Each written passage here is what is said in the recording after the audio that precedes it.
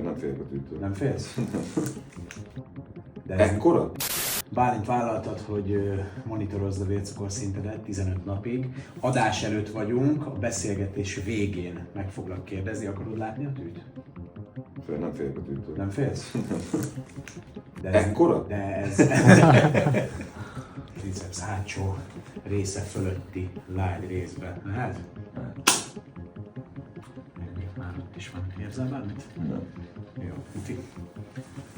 Jó. 60 perc bemelegedési idő, úgyhogy beszélgessünk, utána pedig megnézzük az adás végül, hogy milyen a cukorszinted, jó? Jó, oké. Na hajrá! Bálint letelt az 1 óra, a beszélgetésünk megvolt. Milyen a cukorszinted? 5,2-es.